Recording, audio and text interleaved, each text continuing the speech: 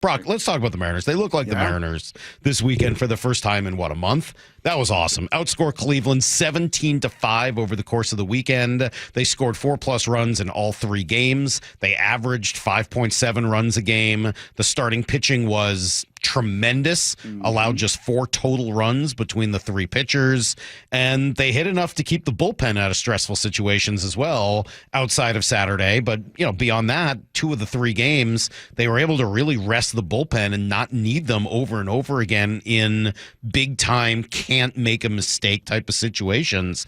They got clutch hitting. They made clutch plays in the field. They worked at bats. They put Cleveland pitching on the defensive, I thought, throughout the weekend. There really was a lot to like as they played complete baseball games. I think when we left the air on Friday, we talked about, this being kind of a big homestand. That after a 3-6 homestand that followed a 1-5 homestand, that this is just coming home. You want to get right at home. It doesn't matter what sport you play, whether it's your home course, Salk, which, ironically enough, is the home course, whether that's your basketball gymnasium, whether that's your football field, or in this case, whether it's the 80-some games you play in a very unique park with different dynamics than a lot of other places. You need to control your home. And for them to not just control it, not just win a series, but to sweep that series, as you said, playing your kind of ball, that is exactly what the people needed. And it was nice. It was nice to see 35,000 in there Friday, 30-something thousand on Saturday. It was nice to see the place kind of full and vibrant and alive, and the team, played some of their best baseball really since their trip to San Diego. Well, and it was the right weekend for. The weather was great as well, and I'm sure it just felt right. Lyle, you were at the park, I know, a lot of the weekend. He's already gotten into a fight with the audience today about bunting. He didn't like the Cole Young bunt in the 9th on Saturday. What? He hates it. He's super mad about it. Oh, Lyle. Even when it works, you still don't like it, Yes. Huh? It's awful. Right. Well, I respect that. You shouldn't just like something because it works. He doesn't like the process of it. It's not the result. Obviously, he likes the result, but he doesn't like the process. I'll defend him on that. That's the way he should think. They were losing, Brock. I don't want to see them play for the tie. So are you okay with it if they're tied? The only scenario where I don't throw a legitimate tantrum about it is if it is extra innings, you are tied in the bottom of the inning at home, and you bunt the 9th would be the same thing. What's that? The 9th would be the same thing. Second, men on first and second, nobody out in the bottom of the 9th would be the same thing. I guess, but okay, you're tied in that scenario. I think you got to try to tie the game up, man. That's the goal. You got to make sure to tie the game up, especially at home, where I would give it to you on the road and say, hey, tying it up and going to extra innings on the road is no great shakes. That's a really tough spot to be in. But I think getting to go to extra innings at home isn't. Have you watched the offense last month? Have you watched them with runners scoring position the last month? I mean. So that would be an argument for Lyle. Cole Young's hitting 300 in his last 5 games. He's 6 for his last 20. I have no interest to see him bunt. All right.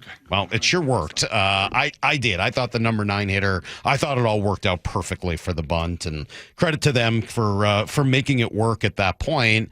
Clase looks like, I don't know, man, just like one of those. Baseball's impossible, Salk. You know what? Honestly, you typed that last time. Baseball's impossible. That guy's been an absolute monster. You say it every year. Relievers, you just don't know. Well, he was an absolute monster until he gave it up twice in the postseason last year in a row.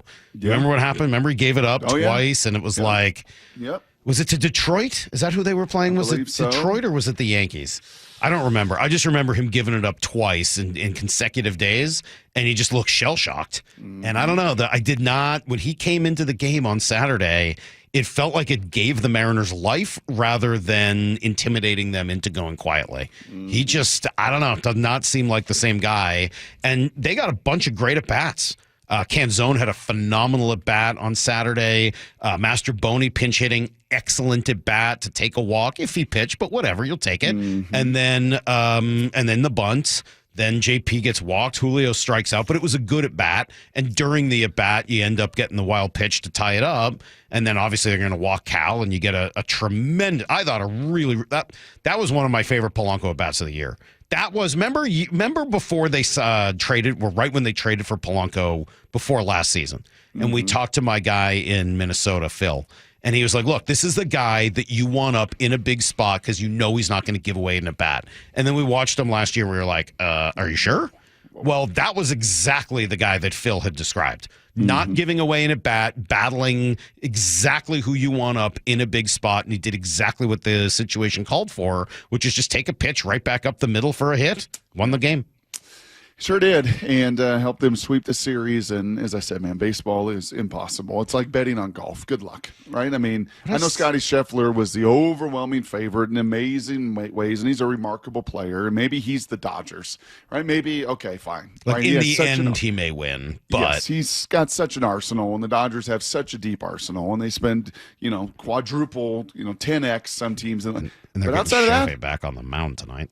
But outside of that, Salk, are you betting on baseball? Ever? No, I would never. I wouldn't even, I just think it's impossible. I think it's impossible to predict from minute to minute, let alone from game to game or week to week. I think I saw this last night. There were, I think, 6 sweeps this weekend.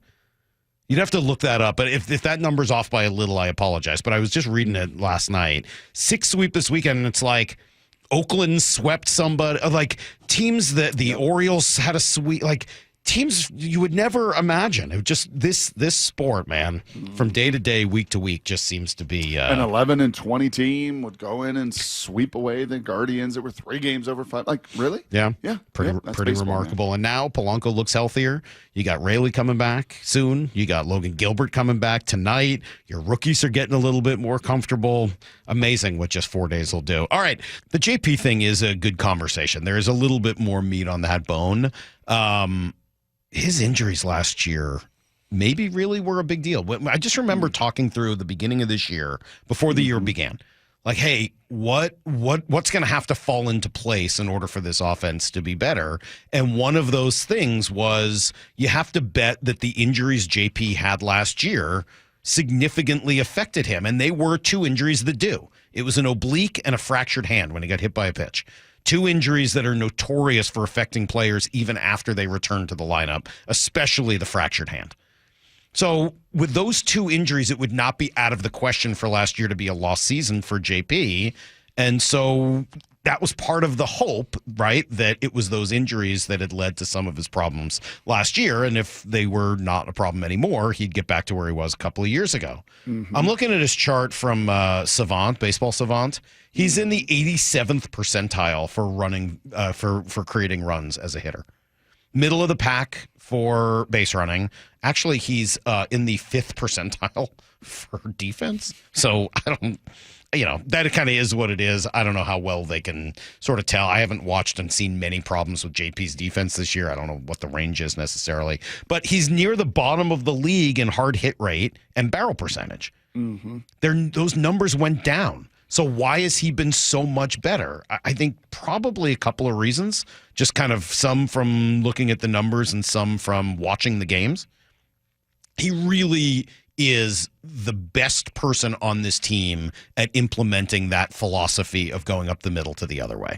It just naturally suits him.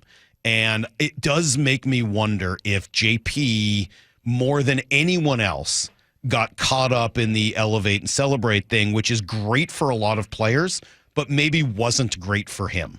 And he's trying to provide more power. He's trying to provide more value. He's trying to be like everyone else. I'm just speculating. I don't know. But I looked at the numbers, and 2 things that tell me that might be the case. He's rolling over a lot less than last year. He's rolling over at about 27%. Last year, it was over 32%. So taking that off of your game, to me, says he's not trying to pull the ball and put it in the air all the time and then missing, and then actually he's popping up a lot less too.